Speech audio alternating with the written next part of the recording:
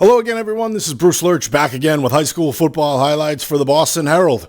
And this Friday night found me at Holliston High School's Comedian Field for a battle of Sweet 16 teams as the 16th-ranked Panthers hosted number 7 Duxbury. This one, just wow. I've got 2 simple words for you, folks. Buckle up. And 3 more words. Stay to the end. All right, that's 4. But anyway, the fireworks started quick, so let's jump right in with Duxbury's first possession. Tailback Colin Prudente getting the start because of an injury to Devin Demerit. Bust right up the middle for a 40-yard touchdown on the Dragons' second play from scrimmage. Now it's Holliston's turn. After its defense stopped Duxbury on 4th and long deep in its own end, running back McIsaac gets it started with a big run as he breaks off 37 yards right here.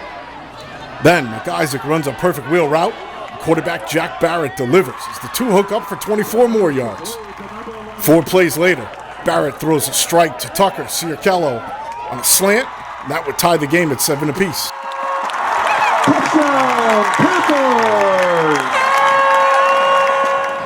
Moving ahead to the second quarter now, and it's the Panthers once again, this time out of their vaunted war package. Barrett goes play action and catches wideout Brady Wells in stride behind the defense. Wells takes it in the rest of the way for a 59-yard touchdown.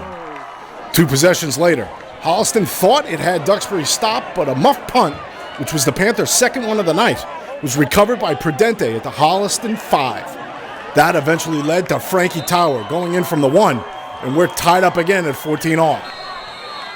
Holliston had less than 3 minutes before the half, but that's a virtual eternity for Todd Kiley's offense. Barrett connected on a couple of big passes, and Holliston was aided by a pair of Duxbury pass interference penalties to get inside the red zone. Then it's Barrett to Wells once again, as Wells makes a sliding catch in the end zone to send the Panthers into halftime with a 21-14 lead. We went to our bread and butter backside. My man Brady Wells is the most confident, just football savvy kid out there, so I knew I had to go to him. Third quarter now, and the Dragons reached into their big bag of big plays as Bobby Mameron throws short to his big play man Ryan Regan, who dodges a couple of would-be tacklers and goes all the way down the right sideline, 72 yards to the rack to help Duxbury pull it even once again at 21 apiece. No rest for the weary on this night as Holliston's offense goes right back to work. This time the Panthers went 73 yards in 16 plays. Barrett accounted for 51 of those yards either on the run or through the air, and he would get the final one on a keeper at the goal line. The Panthers would miss the extra point, however, in a big return set up Duxbury's next big play as Mameron throws short to Darnell Riley in the left flat. Riley scampers 50 yards down the far sideline to put his team back in front, 28-27.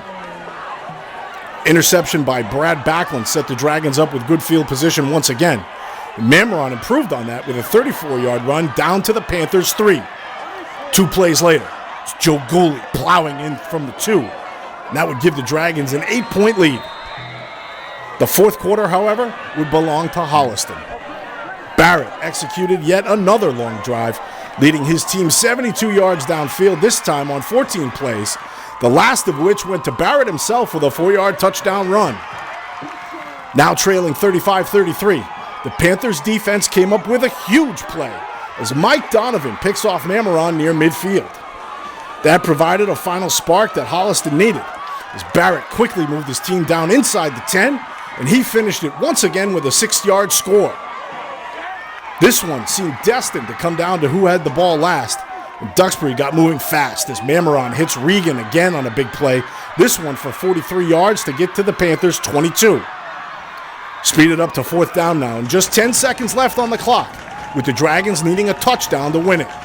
Duxbury isolates Regan one-on-one on the left side with Holliston's Grant Buchanan. Mameron tries to float a fade to his big play wideout, but the duo just misses on the connection. And the Panthers were able to hold on for an incredible 39-35 victory. That's the attitude of this team and the seniors on this team. They want to leave their own legacy, you know. And we've had some great ones come through here. So we lost a lot of very good seniors, but it's just like this, this team is a refuse to lose team, obviously, so far. Got to keep working, though. They're a lunch pail group. They better keep bringing their lunch pails. That's all I say. Yep. And that wraps up just a phenomenal night of football in Holliston, where the fans definitely got their money's worth. Jack Barrett was the star as the quarterback threw for 237 yards and 3 touchdowns, while adding another 75 yards and 3 scores on the ground is number 16 Holliston, the reigning, defending Division IV Super Bowl champions, were able to hold off number 7 Duxbury late to take a 39-35 victory. For the Boston Herald's high school sports staff, I'm Bruce Lurch.